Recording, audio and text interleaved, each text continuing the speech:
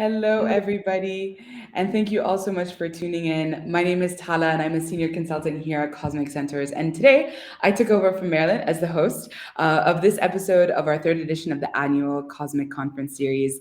This year, we're talking about redesigning the employee experience. And to better understand what EX or the employee experience is, we're exploring a variety of different topics across multiple dimensions. We're looking at strategy, how to align your EX to your business strategy, how to make sure it performs. We're talking about different touch points from internal comms to onboarding to the internet. And today we're talking about a really important one, leadership. It's really at the core of the EX.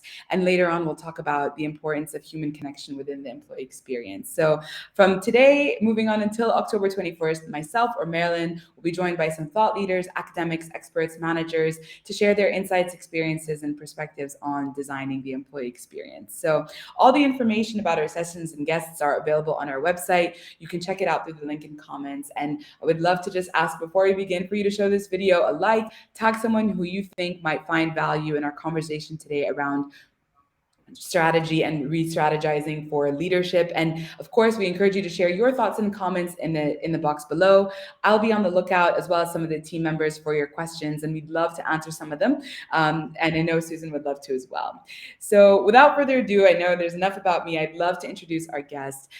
Joining me today is the remarkable Dr. Susan Vroman. She's a lecturer of management at Bentley University, and her research area include the impact of leadership enactment and how it impacts organizational culture and employee engagement, specifically focusing on supporting flexible work arrangements. Before her academic career, Susan or Dr. Vroman worked for over 20 years as an organizational effectiveness and strategic human resource management executive and advisor. With experience working as an internal and external resource, her passion and expertise lies in values-based leadership and development and profit-centered culture. She's demonstrated incredible results in designing and creating engaged workforces with direct business impact, and our hope is that today she will talk about some of those experiences with us. She's engaged with companies ranging from 8 to 50,000 employees, and her niche is entrepreneurial businesses that are coming of age, where the people business was recently invited to the table. And that's a lot of the different organizations we work with at Cosmic. There's a lot of overlap. I'm super keen to dig deeper. Before we do, one last note: Susan actually has also served as an executive coach. She specializes in high potential emerging leaders and has designed and used tools such as 360-degree questionnaires to help leaders achieve greater professional success. She's facilitated offsites, which actually we'll be talking about tomorrow with Chase, and to ensure that they deliver better results. So Susan, with that, thank you so much for joining us today. Thank you so much for having me. It's great to be here. I'm really excited to dive in. Today, we're going to be talking all about leadership, which, as we all know, is really a critical component of the employee experience.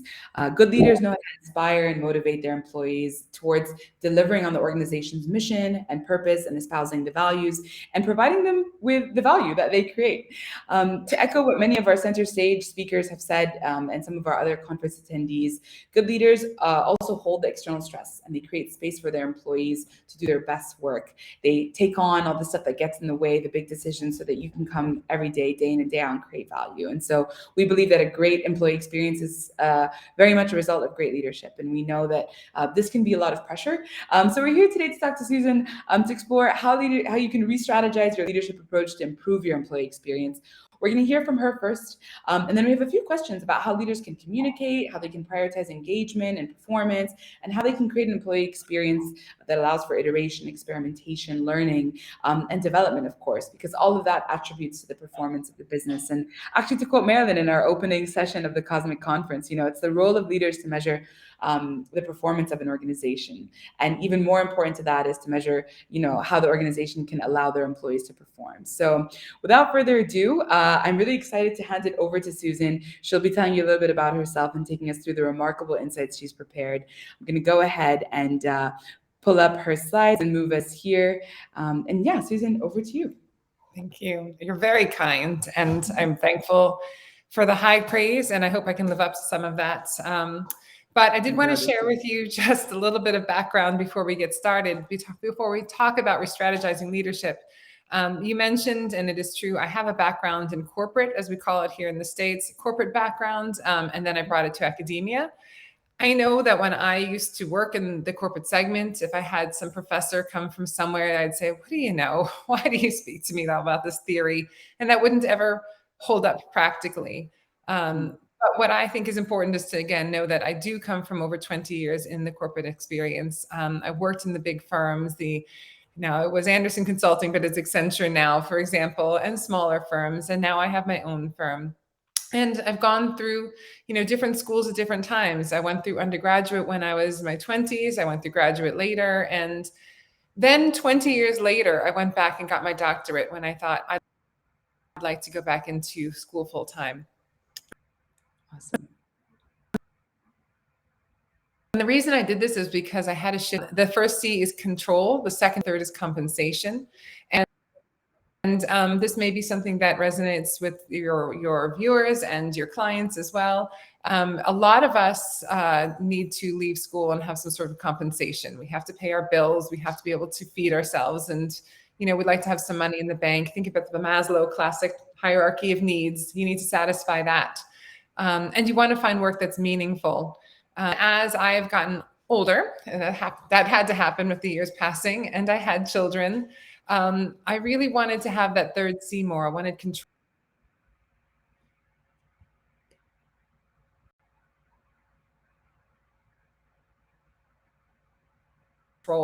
I wanted to, this was an important piece. When I went back to school, my entire dissertation focused on flexible work arrangements, which was kind of novel. We weren't talking about it a lot in 2018 and 2019. But boy, are we talking about it now. Now. So to fruition, years of experience, years of research, hopefully some value with this conversation today. So the first thing I wanted to do is I wanted to just ask the audience a question, a hypothetical question. When you left home, so when you went to, you graduated either high school or prep school or finishing school, whatever it was, before you went to college, university, whatever it was, that felt like a big leap. And you thought, oh, I'm going to be home all the time. But many of us, I think, don't go home all the time now. Once you are a certain age, your new home is where you've made your home. And yet, when you do go home, the question is, do you feel any less loved? Do you feel any less connection with your parents, with your siblings who might still be there, with your friends? And the reason I ask this is because this is a challenge I think many leaders don't bridge. Many people think when people go away, when people leave my office and I can't physically see them anymore, we lose the connection, we lose our culture, we lose what was tying us together. And yet, I don't think that many folks who are working remotely or hybrid feel that. They know they belong to the culture. They know they have a place. They know they have connections with the people back in the office. In fact, they still feel it no matter where they're sitting. And so we need to kind of first remember this sensation of we know where we belong as humans. And so why would that change just because we're not working in the office? And if we can just start to think about that, that's kind of a mindset to process. That really helps when we talk about leading in a remote or hybrid environment, that our workers, no matter where they are, hopefully feel connected with us, depending on the culture that we've established and the climate we've established. So thinking about that, right when the pandemic broke out, this was the best kismet that I can think of. My colleagues and I were writing an article about something else. We were going to talk about managing low-performing employees remotely because we just didn't talk about that. People were afraid. Yeah. And then we realized what was about to happen in the world. Things were changing. And so we changed over our focus, and we wanted to help folks understand what it is to manage remotely because we could see that that was on the horizon. Our article that hit Harvard Business Review in March, April of 2020, How to Manage Your Newly Remote Workforce. This was one of the most highly read articles of the year. We were thrilled with the attention, thrilled because we were thinking, wow, we're really helping people. And these are the things that we were sharing in that article. We were talking about the challenges that most managers who have remote employees are thinking about. The lack of face-to-face supervision, the lack of access to information for both sides. Remember that we all had shared drives, but we didn't always have remote shared drives that were secure at the time. Social isolation would be real, that on both sides, anyone who's not physically able to look up and see somebody or have a tough day and take a walk or go for a cup of coffee. but also distractions. I mean, anyone who's watching this remotely from their house right now can look up and see, oh, there's something on the wall I need to clean, or my dog is barking, that kind of thing. So we know it's there. Then there's the added idea of, well, eventually you're going to have to add to your team. And what is that going to look like? How do we bring them in? Or losing a team member, which also happens. So we talked about some of these challenges that folks were facing, and we tried to offer some, not remedies, but considerations. Of course, I use the word remedy here because I think that's the best one word for a slide. So we talked about in this article that we really need to consider that we're going to be looking for ends versus means, meaning, are we going to have to micromanage every single step? No, I don't necessarily get to tell you what you're supposed to do or watch you do it. But if you can generate some quality work deliverable for me, then I should be satisfied as a leader. So I should take that. We talked about the fact that you cannot over communicate. I cannot tell you, Tyler, how many articles I wrote after this one article where I was writing the same thing. I felt like communicate 10 times. And then you probably haven't communicated enough. And this was a huge challenge for people because they're like, I don't know how many more times I could say it. And I could say, I know what you mean because I've written the same article. But it doesn't matter because when you're home and alone and you're looking around going, what was my cue supposed to be? You're still not sure. So say it one more time so they could have heard that sound bite. We talked about things like flexibility, where you have to be flexible. But like I mentioned, that first article idea was not overly so. You can't bend over backwards to help everybody. They need to be held accountable for holding their own end up. Recognizing people who were doing the work was very, very important because there were plenty of people who were social loafing, but we didn't have to worry about them. We didn't have to be preoccupied. We just needed to make sure that we do reward the ones who are working hard so that they keep working hard. And we do something with the ones who aren't working hard so that we can show others that we do need them to deliver. And then the last piece was to formally not just espouse support, but enact it. So that's what I mean, espousing support. So if your company says we support this, you can't be saying, well, I think it's a good idea for you to work remotely, but I don't want you to do it. It's that kind of thing. So we tried to offer these ideas, and we thought that, we had a good edge on it. And a lot of people were giving us great feedback, and we felt good too. We made it through the cliff in a lot of senses, physical and mental. But at the same time, people were still coming up with more problems.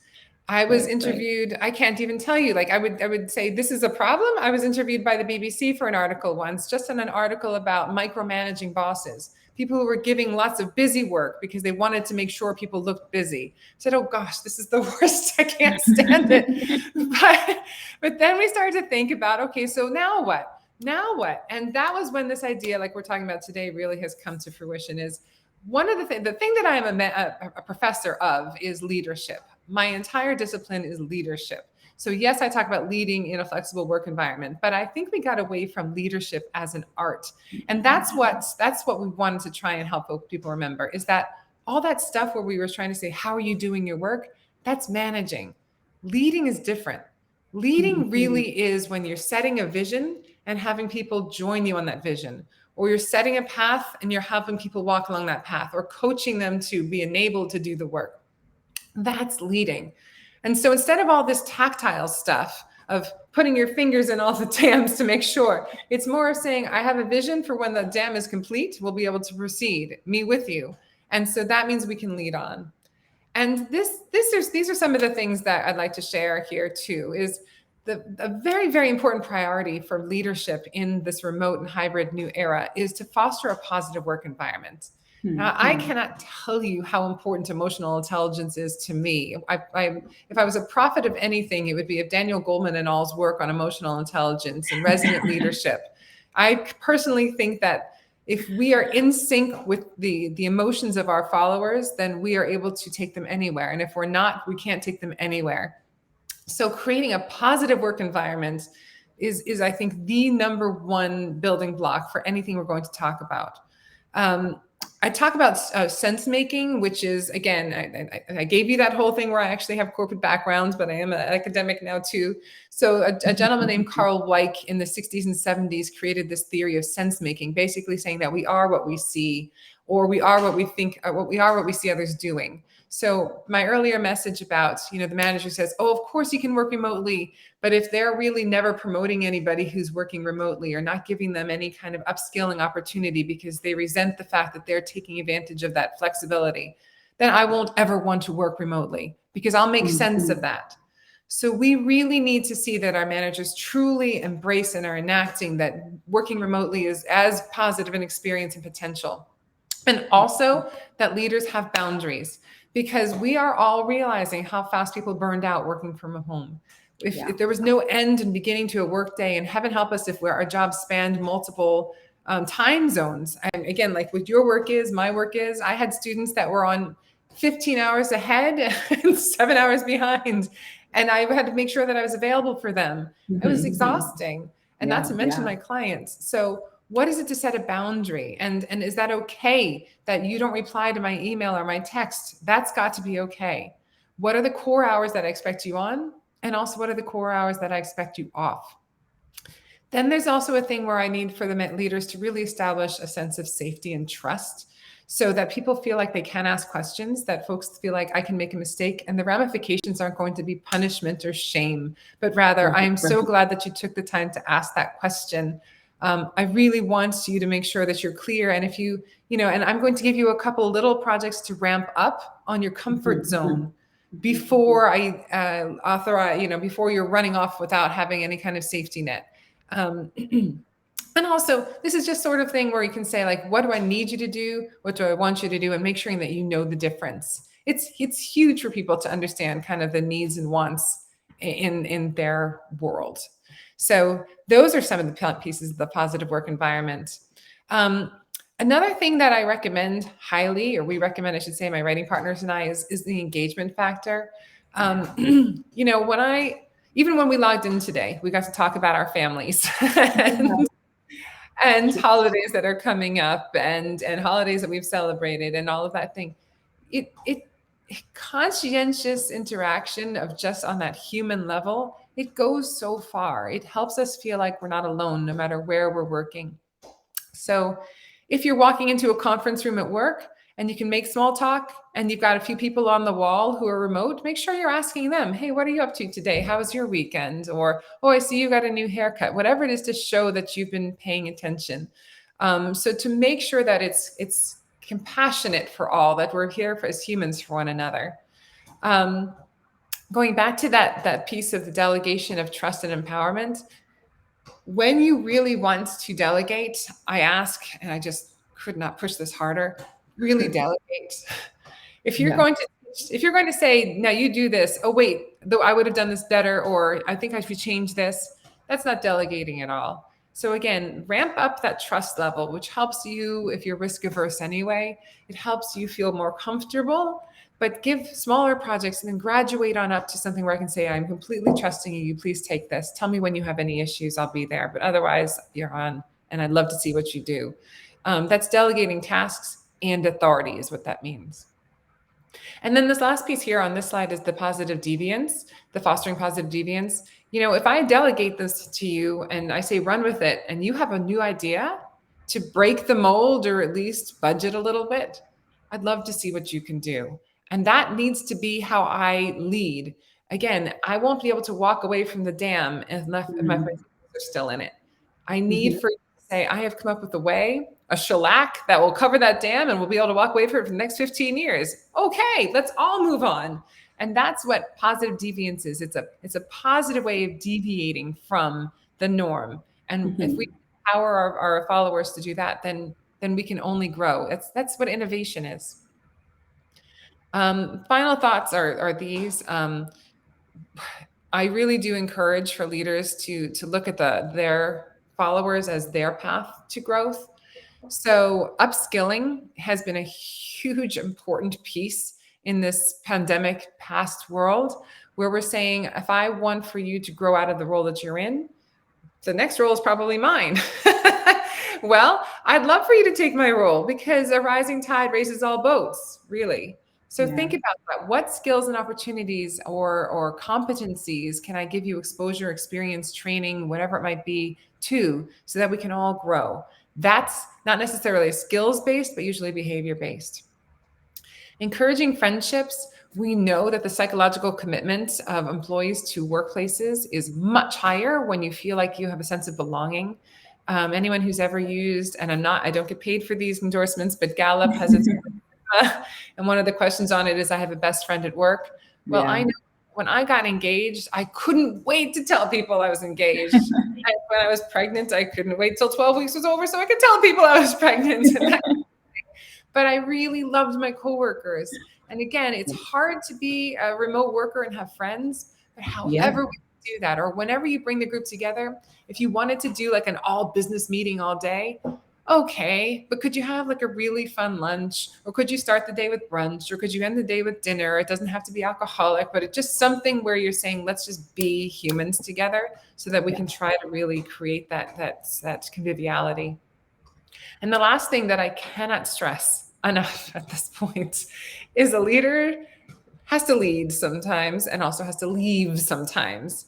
And for us to recharge and to regenerate our batteries, it's really good to take vacations. I took one for 2 weeks this summer, and oh my goodness, the best feeling ever was I am not even checking, I am remote. And my colleagues were saying, "How did you do that? How could you possibly leave? Didn't you think that everything would fall down?" And I said, "No, I built a team that I trust. And anything that Yeah. was going to happen in those next 2 weeks, I knew they'd be okay." And not only did that help me restore and regenerate, but my team, it helped them know that I trust them. So whether I'm there, not there, on a business trip, whatever it might be, I think we all grew as a team because of the way that we can lead in that sense. So those are my thoughts. And I know you wanted me to be succinct. So hopefully I did that for you. Anyway, those are my thoughts. That was wonderful. Thank you so much, Susan. Actually, so much of what you said resonated with me, and we got some comments as well. Some people asking questions. I think you touched on a lot of really important things, and kind of underpinning this is this idea of like the study of leadership. I thought that was really remarkable, and it's a nice way to put it. And I'd love to kind of start our conversation there, actually. It would be great, we read your article with Tiffany Danko, and you say, and I'm gonna quote you here: managers are often risk averse to ensure the quality of their work they are responsible for is as good as they themselves could deliver. So leaders, on the other hand, espouse and enact value sets that their followers identify with, coaching and motivating others to act. And so I see your point, how managers might forget to be might focus on the quality of learn, be like hyper focused on the quality of work. But I don't think people focused leaders shouldn't do managerial tasks. So would love your input. How do you think leaders can find balance and emphasize this engagement piece and this performance piece, making sure that they're being good leaders, but also making sure that they can maintain the quality of work that's expected? Like you said, kind of developing your team and having trust in them. But I'd love to know your thoughts on how can leadership be both hard-headed and also soft-hearted? That's a great question. Well, the first thing that I like to do is I like to cross fingers when I say that you hopefully hired your team. And if you didn't hire your team, then the same calibrated, calculated risks were taken when they were hired as when you were hired. So your Right. team is hopefully smart and driven and capable because they Yeah. hired you. Now, if that's the case, then you can count on the people who are working there who are smart and driven and capable as also just wanting to show that they've got it too. Just the same way that you did and I did in order to stand out so that we can have our jobs. Yeah. Um, so knowing and trusting the process that anybody's in their role is hugely important to anything I'm about to say. But to know that you're qualified individuals. The second is that as a leader, you have every right to set the parameters of expectations and excellence. And Mhm. those should be clear. So take the time to define these things, helping under people, clarity of job expectations. What does it look like to be successful? Has to be clear. If it is not, then everybody is just going in their own direction. Yeah. And so if time is greatly important to you, making sure things are in and on time or before time, alacrity, if you will, then making sure people understand deadlines are important. And also establish some check-in deadlines along the way to ensure that you're feeling comfortable, perhaps. Yeah. Or if editing, I mean, for me, I'm somebody who really likes for things to be written very well. So if you would like for there to be some sort of proofing process so that people are understanding, have you had eyes on this outside of your own, build that into the process. My husband's in construction management, and Mhm. for him, it's spreadsheets that have to be ticked and tied, and that there are quality control metrics that are put in place. But anybody who runs a project under him understands that they need to follow that process. Right. So if you have structure and people understand what excellence looks like, that's not micromanaging. That's me saying, Yeah. here's the tools, manage with these, and I will probably be content, or at least satisfied that you fulfilled my process. And then I am less risk averse because I know how the work's getting done. Now, if you want to innovate inside of that, fine, as long as we have, this milestone, this milestone, this milestone. Yeah. That is to me how I usually recommend to say that hard-headed, but then I'd love to talk to you about whatever you have going on this at the same time. And that's not that hard. But again, the piece that really is fundamental is who is on the team. Now, if Right. there's any thought that you've got some, wobblers in there, that you're not positive, then I would like to also invite you to take the time to manage your people. And that's probably another conversation, which I'm happy to have. But it really is important that you really want and trust the people on your team who should be on your team. And again, as a leader, that is your responsibility, because everyone's counting on you to lead the team that should be, not the team that is mostly, but then there's that person that we're all pulling up. So. Absolutely. Yeah, no, I couldn't agree. I couldn't agree more. And actually, you touched on something, and I think we might have to go there because we also have an audience question. You talked about this idea of like establishing the team and the ways of working and the expectations and all of that. But then there's moments where, of course, an intervention is needed, right? And so Matthew, a former professor of mine from Columbia University, is asking, what do you recommend for difficult discussions in this new hybrid environment? So if somebody is underperforming, or if there's behavior that doesn't align with the values of the organization, what are some of the ways in which a leader can intervene that allow them to be both, like we said, hard-headed and soft-hearted, but also ensure that we're upskilling and leveling up the teams to be able to perform where they need to be when there might be somebody who's deviating off track? Yes, and thank you for the question. I see it there as well. Yeah. So here's the thing. We have this tool in the States. I don't even look at it anymore. It's called Rate My Professor. I don't like it because I think it still has something that tells about our looks as professors, which I'm like, thumbs down to the whole idea. But one unhappy student, and you're probably not going to, it's like Yelp. Yeah. So that being said, I have always said that if I was looking at my ratings as a professor, my hope is that I would be seen as tough, but fair. Yeah.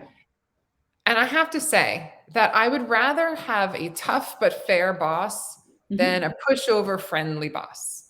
Yeah. And I know we all want to be friendly. And I keep saying the emotional intelligence of being in sync with the emotions, but that doesn't mean we have to be pushovers to be like, because when I was working inside and outside of companies, my greatest frustration would be the manager who would give you by, like give you a buy, give you a buy. Do you know what that expression means? Is it hold? Yeah. So would be like, I'm going to give you a pass. I'm going to tell you verbally, I didn't like what you did. And then I'm never going to document it. And I'm going to tell you again, not going to. And then the person would get so frustrated and they would go to HR and say, this person has to go. And HR would say, I have no documentation that anything has ever been done and we can't let this person go. And so I'd say, well, gee, manager, now you've let everybody down, because how far down this path did we have to go? So again, every organization that I've ever worked for has a code of conduct. And if they don't, then they have hired me and I've written one for them. So, so a code of conduct is the backbone. Any entrepreneurial company that says, I don't want to have too much red tape, minutia there, I say to them, your HR bylaws and code is not to be difficult. It's to give your management guide rails so they can manage and enforce. So if somebody on your team is not following, let's just go with the regular job. If they're not doing their job, then that's not usually HR that's doing the job. And that is something where you need to correct. You see them swerving out. I need to step in here. I see what you're doing. I would like to remind you that this is how we need to do it. This is my expectation. What questions do you have? Do you need training for us to get you there? That's where there were, if they veer off again and they veer off again, this is when you have to start saying, now I've had you go through the training in the past. What questions do you have? Maybe you can walk me through the process. This is where you're basically saying, I need you to make sure you did pay attention when I gave you the opportunity. And ultimately, if the person is just not performing on their job, then this is when you need to have that tough conversation. And I'm not sure if the question from Matthew was about like, what do you recommend as far as how, but I don't love it when people fly somebody into the home office just to have the conversation to say, I'm putting you on an action plan. in this day and age, we can have secure conversations. We can do everything like this. I can see you, you can see me. So it's going to be a conversation. And if you feel like you need to have a witness, if it's that kind of conversation, then you invite human resources into the meeting as well. But I mean, you just have the conversation. But I do like to look at somebody because Yeah. I would like for them to see, I'm sorry that this is, a conversation we have to have, but we have to have it type thing in my voice and in Absolutely. my eyes. Yeah, I Um, couldn't agree more. It's that human element, right? So, like, we know that a lot of the way in which leaders have to become more explicit when they're in remote or hybrid settings, it's just by nature, the setup calls for that. It demands that you have to be more explicit. You don't have the nonverbal cues. You don't have, I'm getting a vibe. They're in the room. Look at their body language. You can't see that. You can't see that they're heads down, focused on something, and they're not actually ignoring you. They're just really focused on something else. All of these things mean leaders need to pivot and make sure that they're being ultra explicit in distributed settings. And that also means when it comes to having the tough conversations, it's being there, not hiding behind your Zoom camera, not putting it in writing, actually giving the audience a chance to hear the tonality of your voice, to understand, to have some clear examples. And we love looking into this stuff at Cosmic. Actually, I think we did an article in our holiday campaign, which was about different ways you can have performance reviews in distributed settings, because it's not just the typical like 1 to 5, yes, no, which is an archaic method on its own, but of course we have to measure the performance of our population somehow. But there are different ways you can have those interventions, and like what you said earlier, is just being human about them, having that level of empathy, and I really like that. And that's kind of where I want to start with my next question. Is there's a data point that says for 77% of employees surveyed, having close connections and safety at work is a really important factor. And I love what you said referencing the Gallup survey. I mean, we also did our own research on what it means to have, like, the importance of human connections at work. And, leaders tend to sometimes be seen in different cultures as, like, maybe an authority figure, or maybe they feel like they can't relate to them on a human level. What are some of the things leaders can do to kind of bring themselves and kind of create that grounding with their teams and show them that, in fact, just like you, like, I'm not your boss, I'm a person, I'm a human, and we can connect on these things, so that teams might have a sense of psychological safety, so that they might be willing to take risks, so that they might be willing to, I think the word you used was diverge, perhaps I got it wrong, but to innovate and to break the mold and say, that's cool that that's how we used to do things, but in fact we need to try something new, and I think this is the way forward. So maybe some of your thoughts on how leaders can be more human, in fact, with their teams. The funniest thing is, as you were saying that, I'm watching my dog who decided that there was something she needed to bark at. And I'm like, not now. I might become very human to everybody. So All she good. We welcome them all. oh, good. Well, she's now, I'm going to pet her as much as I can with one arm. So don't mind me. Lovely. No worries. No, that's part of it, right? Just showing that, you have dogs and kids and families at home. You're not a robotic person who assesses work and says yes, no. Exactly. Well, I still think of that crazy viral video that went on with the person and the kid was in the background. And Yeah. it was in January of 2020. And now we're all like, oh, that's just every day. So part of it is really that. It's going to just, Yeah. what's human about me. I tell my classes usually, and when I met you for a prep meeting, I have an office, but my office is a sty. And I usually just try to present to them in nicer rooms in my home. By the time I bring you into my office, I'm like, now you're in. There's no more fake. But a lot of it is storytelling. I'm a really Yeah. big advocate of storytelling. As I mentioned, I mean, I think anyone who's here is probably driven to accomplish or driven to achieve. And I myself was too. I was a communications and French major who went into business consulting, and nobody in my entire college did what I did. And then when I was in consulting, I took a job in process engineering, and I was coding in SQL and Java and and, Wow. and a VI editor. And anyone who knows what I'm talking about, this is old school. But then I said I would really like to break into the change management practice. So I worked extra. I worked like 60 hours a week on my regular job and 20 more in another. I tell Wow. stories about how I have made change. I tell stories about how I found ideas, because I'd like to show the people who I'm working with how I did it. And I'm not saying that you should do it like I did it. In fact, you really shouldn't. I've already done that.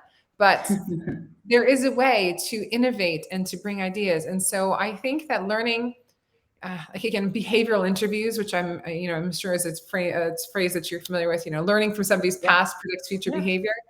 Sharing my past and sharing my experiences hopefully shows you what I think would be a great future for anyone. So for us as leaders is really very much that is, what have I done? What have I seen done? What was, a remarkable innovation for the organization that we're in? And what was the story of that?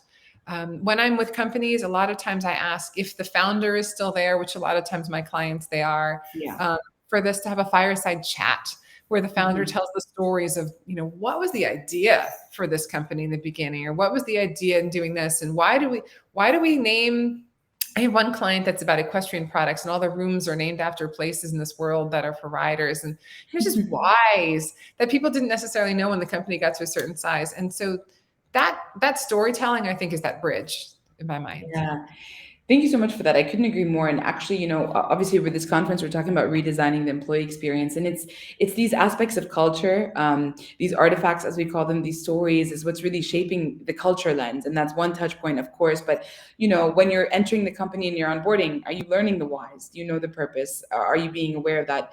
Are your leaders taking time to introduce themselves? And then as you kind of progress through your journey throughout the organization, what are the other touch points that you can integrate storytelling into? And actually, I just have to say, I also studied comms with a minor in French, and I ended up in consulting. So you would never guess. Yeah, I mean, I didn't complete my minor. My team all speaks French. I don't. I speak Franglish, which we just make fun of. But it is interesting to see. We all celebrate non-linear careers, and that's part of the story here at Cosmic. But other founder-led organizations, might be a team of like you said, coders that that have that classic in the garage, built the platform, did the code, and built the product. And so, yeah, it's always interesting to see how storytelling goes, and we love it. It's how humans connect and build culture and society through stories. Um, I love what you said about deviance and this idea. We always celebrate having a devil's advocate in the room. We like to invite them to challenge leaders. What would your advice be to maybe some employees who, don't feel as prepared to kind of be deviant and pivot and say, like, this is how it's been going, but there's a new way to do things, or to kind of put forward innovative ideas, to kind of break that fear factor? What would your advice to them be? Well, the most important thing is going to be to not just necessarily do it. Yeah. Because if you're fearful and you do it and it fails, it's going to be a brilliant fail, and you may not want Right. to do that again. Again, having a friend, having a mentor, somebody that you can vet something through. How have you brought things to the table in the past? Or, I'd like to bring this idea to this person. What do you know about their personality? And is it best to take it by surprise, or is it best for me to schedule a coffee? Yeah. Just having a calculated approach to it. Because whatever it is, whatever that idea is, it should be heard. But just like anything else, it's going to be about timing and methodology.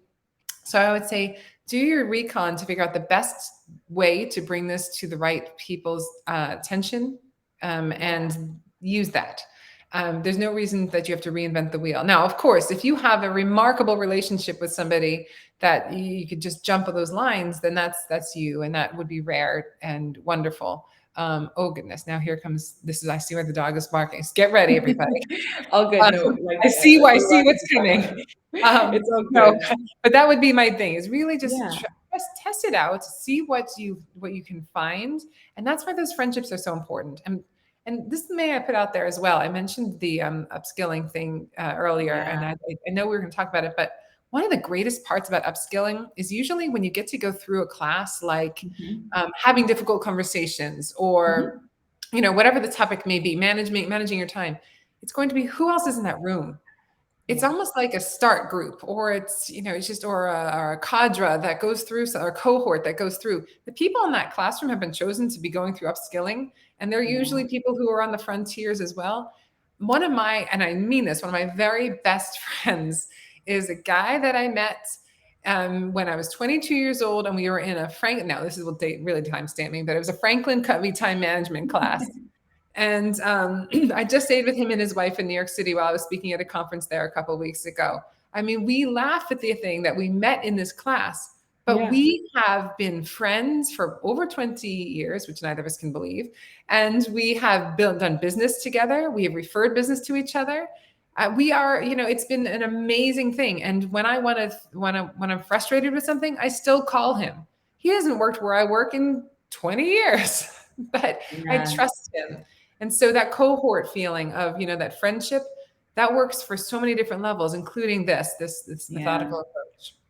Yeah, that's really wonderful, and I think having that, having those allies, whether they're within your department, across the organization, having just friends, people you can go to who have a completely external perspective to say like, "Hey, we took that negotiation class that was part of the upskilling program. I'm ready to kind of, I want to push back on my contract. Can we run through the conversation based on the simulation we learned?" Like, I can absolutely see how that would add value, and I can also see how, in order for employees to have that conversation, managers would have to establish a level of psychological safety. I think in remote and hybrid settings, it can be a little bit difficult because we really focus on, you miss those serendipitous moments where you can kind of chat with your manager and build those small moments of trust where you can find that common ground, but and also feel like you have a connection with someone that they'd be willing to welcome your ideas. Any input on how leaders could create a psychologically safe employee experience for their employees to be able to have the courage and the willingness to come up and put forth ideas without fear of failure? Okay, well, this is a big one. This is going to be one of those moments where you're going to really again have to trust your employees, and Yeah, it's sometimes one of those things where I say this isn't, any advice I give is not going to help some individuals surmount that issue. yeah. um, but trusting that your employees' best interests are the company's best interests. If you have created a climate and a culture where everyone is aligned on the same path, which is the goal of the leader, then anything they bring forth should be in best interest. Yeah. That should be. I will tell you, and I mean this. My writing partner, Tiffany Danko, who you mentioned earlier. Now, Yeah. she's a rear admiral in the Coast Guard now, and Oh, just like, and a tremendously accomplished woman. yeah. But we met while taking a remote class together. And Awesome. we found that we were reading each other's work and we both had similar ideas. And we decided we were both going to speak to the dean of the school that we were doing this class at to give an idea together. It was not a hostile takeover. It was two educated women who had an idea. But we found that we had a lot in common and we Mm, brought it up and we were invited to the table right away. So awesome. just so for anyone who doesn't think that you can make a good friend, now we're friends and writing partners. But Yeah. the school, the leaders said, "What do you have? What we'd love to hear your ideas." They didn't have to say they were doing anything. They just said, "We would like to listen to you." So it was clear, we could see how we brought the feedback up. We knew the right people to go to. And when we said, "Maybe we would schedule a time," they said, "Absolutely." And they embraced that time and we felt heard and validated. And the person who spoke to us was somebody who had influence. They weren't just the entry level Yeah. person. So I think that the best thing to do if you're a leader is to make sure that folks know how to bring the ideas. And if they bring them, if they don't bring them to you, they bring them over to your sales and marketing director, or they bring them over to the person who's in web experience, let that be. Say, I would love it if you have an idea. And if you would like an introduction to anybody else, I'd be happy to make that introduction. Trust that they're not there to get you. I think that that's the big thing, because if their culture, if their climate is, we believe we're pro company, we're pro organization, we're pro cause, whatever it might be, then their ideas are only meant to help. And that's something just to try. Again, it's a mindset of enablement, and then you can just make anything happen. Absolutely. Yeah, that's really lovely. I love that, a mindset of enablement. Thank you for that.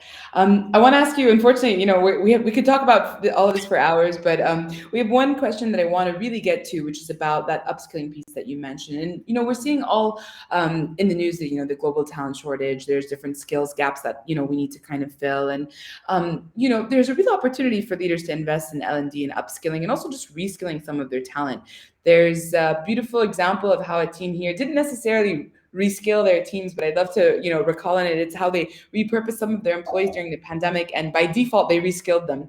A large conglomerate here, of course, when the pandemic hit, cinemas were shut down, but they had the franchise for Carrefour, which is a hypermarket. So all of their cinema employees were then sent to go and help everybody who was getting groceries and everything online in order to fulfill the demand of everybody who was at home. Now, in doing so, some of those employees were rescaled or they were upskilled. Some might have stayed within Carrefour. Some of them would have gone back to their cinema jobs with a new experience and a different lens. But there's many different ways organizations can and leaders can invest in reskilling their employees and just making sure that L&D is an integral part of the employee experience. How do you think that they can go about doing that? What is a good starting point? And what is your take, kind of just broadly, on how leaders can help their teams build new skills or hone their existing skills? Sure. So again, this is going to be more of a macro than a team Yeah. conversation to start. The macro is, where's the organization going and Right. growing into? So a lot of companies like, I don't know, I'm just going to fight to stay alive, or I see a Yeah. pending recession, and I don't blame you. And I'm not trying to say that anyone should do anything more than they're capable and ready to do. But if you know where your organization wants to get to, that's when you need to do a real honest skills gap competency analysis. What are the deltas that we as an organization have, and what do we need to get to go there? And you're not looking to say, I need to take my entire workforce and move them to this gap deficit, but rather, if we have this gap here, what leaders do we want to move into that role? Because you want to keep the knowledge capital that your company has, or Absolutely. company organization cause. Please know that I'm using that company as a Yeah. generic at this moment. So if you would like to continue to engage your people, that's where you would like to say upskilling is going to be incredibly important. And one of the adages that we use here, I use here, is when you're doing an internal placement of a job, if somebody has 70% of the skills capabilities to do that next job, they're a great person to promote, because if you're going to bring somebody in with 100% of the skills capability of the job, they will have a 30% delta on culturalization or acculturation, learning your company's culture. So I'd rather take my own people and grow their skills because they Yeah. know our culture than bring somebody else in who may not be a cultural fit, even if they're 100% ready. So Absolutely. doing that gap analysis on skills, competencies, whatever it might be, really saying, where do we need to get to? What do I need to have in place to do that? Then what level here can I move up? What level here can I move up? And what are the skills and gaps that I have? Yeah. Now, a lot of times an organization is totally equipped with the knowledge that they can transfer. And sometimes it's really particular. So I do recommend sometimes, build your own program.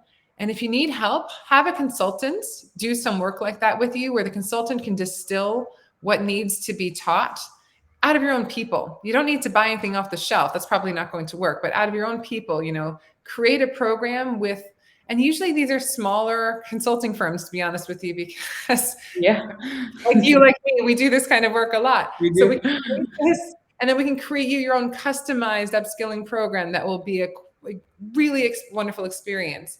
And then for the other organizational pieces, where you could say, okay, well, the thing that I need for people to really learn how to do is public speaking. That might be the stuff that you could buy off the shelf, and it's going to be Yeah. very cost efficient. Somebody who comes in and can do a public speaking class on anything that just helps people get more comfortable, or pitching sales, whatever it might be. But creating that leadership pipeline of who you're going to put into what role, seeing what they need, creating the experience, that's going to be for some. And then for others, it might just be something where you can say, I can purchase this off the shelf program, or a general class that this consulting firm or this Bentley University, we do what we call executive education. We teach things to large scale. They're not customized, but they're customized enough that people can use them. So I would find what you need and find a price that you're willing to pay, but I would invest, is kind of the baseline I was going to get to, is it's worth spending the money.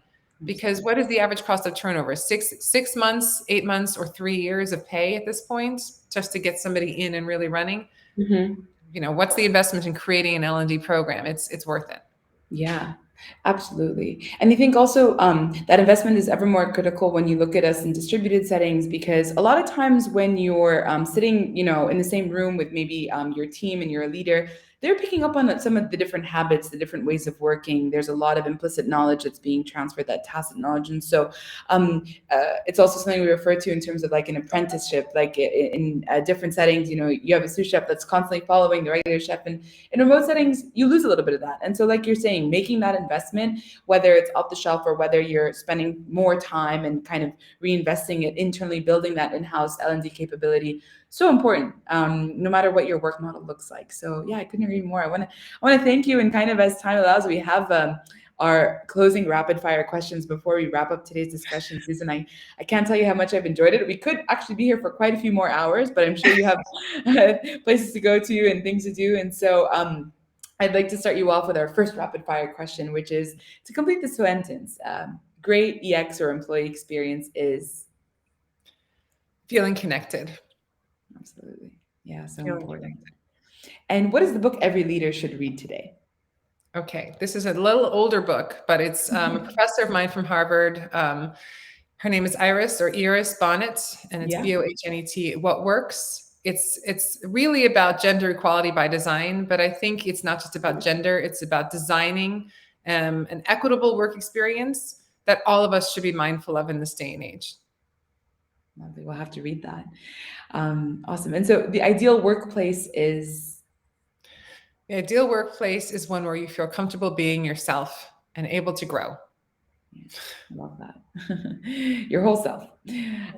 Awesome. And the secret ingredient to a great employee experience is. I think that one is so similar. I kept thinking, I think the secret ingredient. Could you say it again though? Because I have like, as I talk, I Yeah, talk the myself. secret ingredient to a great employee experience is. The secret ingredient to a great employee experience is knowing oneself so that they can drive it. And I can't let those 3 C's I was talking about before. Yeah. You don't know what those are. If you don't know what's more important to you, then how could it ever be great? Yeah. I love that. Powerful. Awesome. Susan, thank you so much for those answers and for all the insights you've shared today. I think you've left a lot of us with so many, new perspectives on how we can look at leadership and our approach to leadership, regardless of work model or work setting. I think it applies, and that true flexibility piece and so many things really stand out. So thank you.